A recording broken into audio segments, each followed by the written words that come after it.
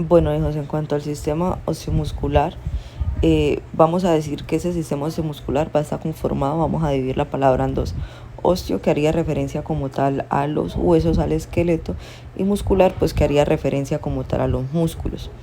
Este sistema osteomuscular va a tener tres funciones principales, que es la primera, sostén, la segunda, de protección, y la tercera, de locomoción. Sostén porque es lo que nos va a dar como tal sostenibilidad a nuestro cuerpo. Protección porque son los que van a albergar dentro de ellos o van a proteger todos los demás órganos de nuestro cuerpo. Y locomoción porque son los que nos permiten la movilidad de nuestro cuerpo. Entonces vamos a empezar a hablar del sistema óseo. Cuando hablamos del sistema óseo, vamos a hacer referencia a los huesos o al esqueleto. Y para eso vamos a hablar de que el esqueleto como tal se va a dividir en dos, en un esqueleto axial y en un esqueleto apendicular. El esqueleto axial es el que va a estar conformado por el cráneo, por el tronco y por las vértebras. Cuando hablamos de cráneo, pues tenemos que hablar de los huesos del cráneo, donde los principales es el frontal, el parietal, el temporal, el occipital, la mandíbula, el etmoides, el esfenoides, entre otros, pero estos son los principales. Cuando hablamos del tronco, vamos a hacer referencia a las dos clavículas, clavícula derecha, clavícula izquierda, al esternón, que es el hueso que vamos a tener en toda la mitad de nuestra caja torácica, y a las costillas que se van a desprender de ahí. Cuando hablamos de las vértebras, vamos a hablar pues de la división que tenemos en esas vértebras. La columna vertebral, vamos a decir que tenemos 7 vértebras cervicales, 12 torácicas, 5 lumbares, vamos a tener un hueso sacro y el coxis finalmente. Estas tres estructuras van a conformar el esqueleto axial. Ahora, en el esqueleto apendicular vamos a decir que está conformado tanto por los miembros superiores, o sea, los brazos, como los miembros inferiores, o sea, las piernas, las escápulas y la pelvis. En los miembros superiores vamos a decir que está conformado el hueso que va desde el hombro hasta el codo, se llama húmero. Y los dos huesitos que van del codo hasta la muñeca se llaman radio y se llaman cúbito. El radio es el que va a coincidir alineado en la parte externa, o sea, el que va por donde va el dedito pulgar o el dedito gordo. Y el cúbito me va a coincidir con la parte interna del brazo, o sea, iría alineado con el dedito chiquitico que tenemos en la mano. Las escápulas o lo que nosotros mal llamamos paletas son las que se encuentran en la parte de atrás entre el hombro y la espalda. La pelvis, que sería pues como tal las caderas, y en los miembros inferiores vamos a decir que va a estar conformado por el hueso más largo que tenemos en nuestro cuerpo, que va desde las caderas hasta las rodillas, que se llama fémur. Después los dos huesos que están de las rodillas a los pies reciben el nombre de tibia y de peroné. La tibia va a estar en la parte interna de nuestra pierna y el peroné va a estar en la parte externa. O sea, la tibia estaría alineada con el dedito gordo y el peroné con el dedito chiquito del pie.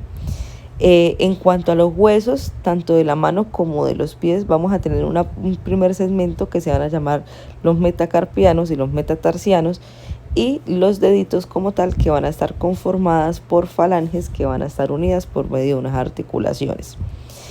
¿Qué más tenemos que saber del sistema osteomuscular? Que absolutamente todos los huesos de nuestro cuerpo que están cercanos van a estar unidos por medio de una estructura que se llama articulación, que es un tejido que me va a conectar dos huesos y que me va a permitir, si es necesaria, su movilidad. Ahora vamos a ver cómo se clasifican los huesos. Vamos a decir que los huesos se van a clasificar en huesos largos, huesos cortos, huesos planos y huesos irregulares. Los huesos largos son donde va a predominar la longitud. Un ejemplo de estos es el fémur, el húmero, la tibia. Son huesos, como la misma palabra lo dice, largos. Y estos huesos a su vez tienen una parte. La parte de la mitad o el cuerpo como tal del hueso se va a llamar diáfisis. La parte de los extremos, o sea, las puntas del hueso, se va a llamar epífisis. Y la parte que va a quedar entre la diáfisis y la epífisis se va a llamar metáfisis. Esas van a ser las partes como tal del hueso. Ahora, los huesos cortos son los que tienen aspectos de cubos. O sea, son corticos y digamos que pues su diámetro con su longitud va a ser muy similar y por eso se van a ver como cilíndricos. Un ejemplo de estos son las falanges que me van a constituir los deditos de las manos y los deditos de los pies. Los huesos planos se caracterizan porque son delgados y alcanzan a agarrar como una forma de curva. Un ejemplo de eso son las costillas. Los huesos del cráneo son delgados y van formando forma curva para ir formando pues la forma como tal del cráneo, y las escápulas, que son las que tenemos atrás de la espalda. Y por último vamos a tener los huesos irregulares, que son pues los que no encajan en ninguna de las anteriores descripciones, como su misma palabra lo dice, no tienen una forma regular. Y un ejemplo clarísimo de esto son las vértebras. La columna vertebral está unida por unos discos que se llaman vértebras, y esas vértebras ni son largas, ni son cortas, ni son planas, porque pues tienen una estructura totalmente diferente. Ahora, vamos a hablar del sistema muscular. Entonces, del sistema muscular vamos a hablar que esos músculos se me van a clasificar según la morfología, según el tamaño y según el movimiento que esos músculos realicen. Según la morfología vamos a hablar que tenemos un músculo esquelético, un músculo cardíaco y un músculo liso.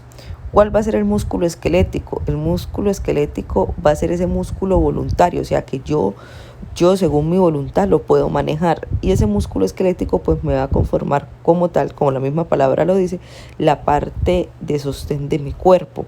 Entonces ahí vamos a tener el bíceps, el tríceps, el femoral, el cuádriceps, los glúteos, y esos músculos yo los puedo manejar. Ahora, el músculo cardíaco, como ya habíamos visto, el sistema cardiovascular, sabemos que la capa media del corazón es muscular y se llama miocardio. Este músculo es de tipo involuntario. ¿Qué quiere decir? Que yo no lo controlo, o sea, yo no le digo al corazón contráigase, relájese, no, sino que él es involuntario y funciona por sí solo. Y finalmente tenemos el músculo liso, que es el que nos va a conformar las capas musculares de las vísceras, intestino delgado, intestino grueso, toda la parte visceral, y este también es de tipo involuntario. Yo no lo controlo, sino que él solo se contrae, se relaja, hace los movimientos peristálticos para que yo tenga mi proceso digestivo. Ahora, según el tamaño, vamos a tener músculos largos, vamos a tener músculos cortos, músculos orbiculares, que serían los que van alrededor de los ojitos, que me permiten los movimientos de mis ojitos, y músculos anchos. Según el movimiento, pues es según el movimiento como tal que haga. Los músculos flexores, los que me van a permitir flexionar mis miembros superiores o inferiores, los músculos extensores, los músculos pronadores, que son los que me van a permitir girar hacia atrás, los supinadores, los que me van a permitir girar hacia adelante, los aductores y los abductores. Yo ya les había explicado en qué consistían este tipo de movimientos en un tema que vimos anteriormente. Eso sería todo en cuanto al sistema osteomuscular. Espero que les fuera quedado claro.